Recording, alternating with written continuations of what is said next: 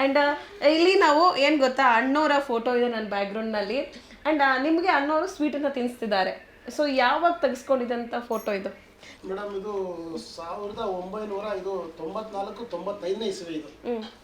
ಆಗ ಹೌದು, ಇದು ಡಾಕ್ಟರ್ ರಾಜ್ಕುಮಾರ್ ಸರ್ ಅವರು ನನಗೆ ಅಲ್ಲಿ ಸ್ವೀಟ್ ತಿನ್ಸಕ್ಕಂತ ಒಂದು ಯೋಗ ಬಂತು.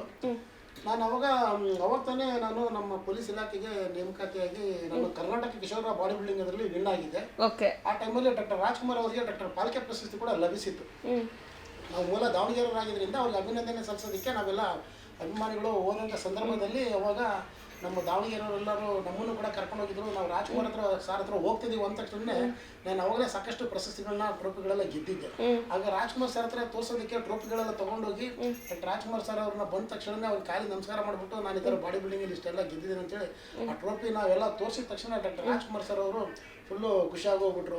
ನಾನು ಅವಾಗ ರಾಜ್ಕುಮಾರ್ ಸರ್ ಕಾಲಿಗೆ ಬಿದ್ದಿದ್ದು ಹೇಳೋದು ಒಂದೇ ಮಾತು, ನನ್ನ ಜನ್ಮ ಸಾರ್ಥಕ ಆಯಿತು, ಎಲ್ಲ ದೇವ್ರನ್ನೂ ನಾನು ಇಲ್ಲಿ ನೋಡಿದ್ದೀನಿ ಸರ್, ನನ್ನ ಜನ್ಮ ಸಾರ್ಥಕ ಆಯಿತು ಅಂತ ಹೇಳ್ಬಿಟ್ಟು ಡಾಕ್ಟರ್ ರಾಜ್ಕುಮಾರ್ ಸರ್ಗೆ ಕಾಲಿಗೆ ಅರ್ಪಿಸಿ ಅಷ್ಟೊಂದು ಟ್ರೋಫಿಗಳನ್ನ ಅವ್ರು ತೋರಿಸಿದ ತಕ್ಷಣ ಡಾಕ್ಟರ್ ರಾಜ್ಕುಮಾರ್ ಸರ್ ಅವರು ನನಗೆ ತಲೆ ಮೇಲೆ ಈ ಥರ ನಿನಗೆ ಆಶೀರ್ವಾದ ಮಾಡಿಬಿಟ್ಟು ನೀನು ಇಷ್ಟು ಮಾತ್ರ ಗೆದ್ದಿದ್ಯಾ, ಇಷ್ಟ ಅಲ್ಲ ನೀನು ಅಂತಾರಾಷ್ಟ್ರೀಯ ಮಟ್ಟದಲ್ಲಿ ಗೆಲ್ಲ ಅಂತ ಹೇಳ್ಬಿಟ್ಟು ಅಲ್ಲಿಂದ ಗೋವಿಂದು ಅಲ್ಲಿ ಸ್ವೀಟ್ ಇದೆ ತಗೊಂಬಾರ ಇಲ್ಲ ಅಂತ ಹೇಳಿದ್ರು.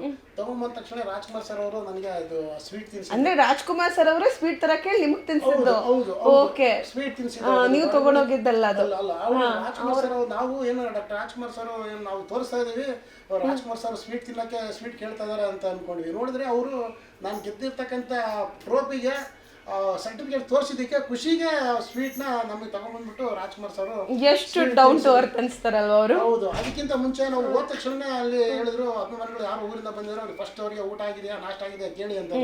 ಹೋದ ತಕ್ಷಣ ಎಲ್ರಿಗೂ ನಾಷ್ಟಕ್ಕೆ ಇದು ಮಾಡಿದ್ರು ಎಲ್ರು. ಆಮೇಲೆ ನೋಡಿದ್ರೆ ಟ್ರೋಫಿಗಳು ನಾವೆಲ್ಲ ತೋರಿಸಿದ್ಮೇಲೆ ನಮಗೆ ಡಾಕ್ಟರ್ ರಾಜ್ಕುಮಾರ್ ಸರ್ ಅವರು ನಮಗೆ ಆಶೀರ್ವಾದ ಮಾಡಿ ನನಗೆ ಸ್ವೀಟ್ ತಿನ್ಸಿದ್ರು. ಅಂತಾರಾಷ್ಟ್ರೀಯ ಮಟ್ಟದಲ್ಲಿ ನನಗೆ ಗೆಲ್ಲು ಅಂತ. ಅವ್ರ ಆಶೀರ್ವಾದದಿಂದ ಏನು ಗೊತ್ತಿಲ್ಲ, ಭಗವಂತನ ಅಲ್ಲಿಲೆ ಅವರೇ ಮಾಡಿಸಿದ್ರೆ ಅಂತಾರಾಷ್ಟ್ರೀಯ ಮಟ್ಟದಲ್ಲೂ ಕೂಡ ಗೆಲ್ಲೋ ಥರ ಹೋಯ್ತು. ಅದು ಪಾಕಿಸ್ತಾನದಲ್ಲಿ ಗೆದ್ದು ಕೀರ್ತಿ ತರೋಂಥದ್ದು ಆಯಿತು.